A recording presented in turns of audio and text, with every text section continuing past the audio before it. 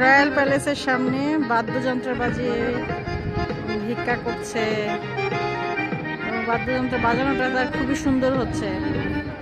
ইনস্ট্রুমেন্টের sound খুব ভালো লাগছে, বিরক্ত লাগছে না।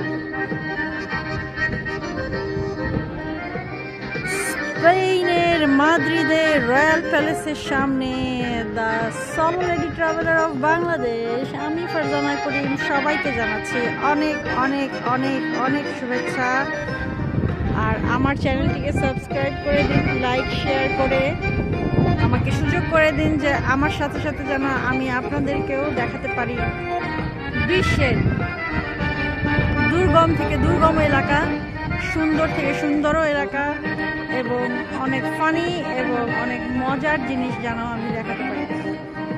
আর এই ঐতিহাসিক যে স্থাপনাগুলো সেগুলো সবসময় কিন্তু মানুষকে অনেক কাছে টানে, যেটার ছাপ আমি দেখতে পাচ্ছি এই দর্শনার্থীদের মনে।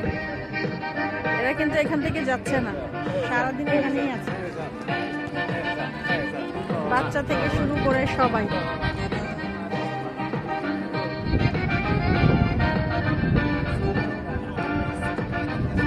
আর স্প্যানিশরা ট্র্যাডিশনকে খুব পছন্দ করে।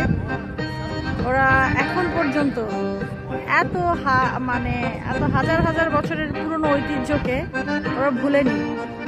ওদের প্রত্যেকটা অনুষ্ঠান, প্রত্যেকটা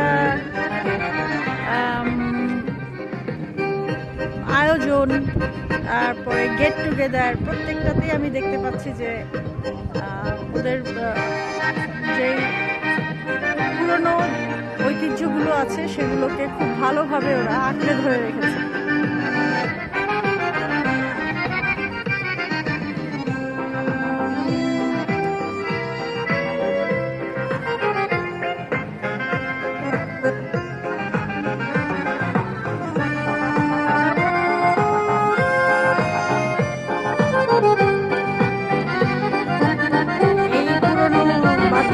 আসলে এই বিলুপ্তের পথে, কিন্তু সে বাঁচাতে পারে।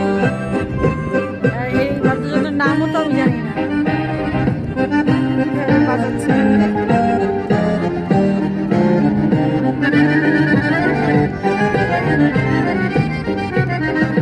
একদিকে এখানে ছোট ছোট বোতাম আছে,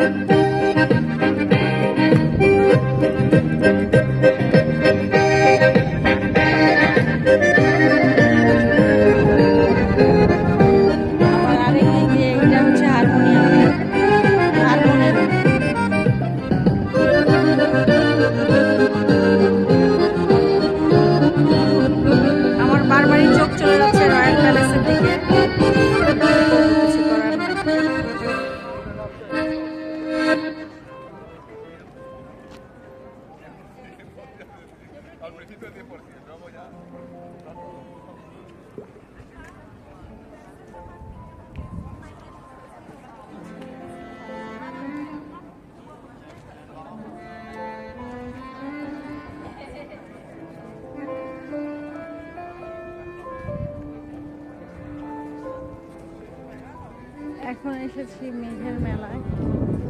এটা হচ্ছে গ্যালারিয়া দি লাস কালেকশনস রিয়ালস।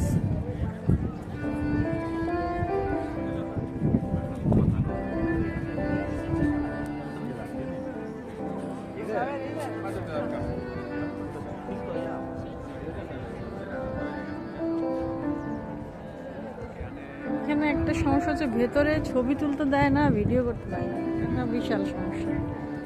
স্বাভাবিক, এদের সিকিউরিটির জন্যই তা করছে। এখন আমি রয়্যাল প্যালেসের এরিয়া থেকে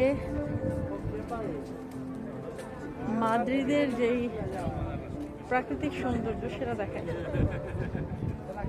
পুরো মাদ্রিদটাকে উপর থেকে দেখা যাচ্ছে, এই জন্যই এরা ভিড় করছে।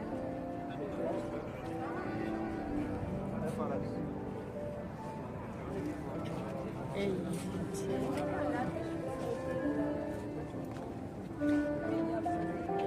Madrid Heights. হচ্ছে the Madrid Heights. Madrid Heights.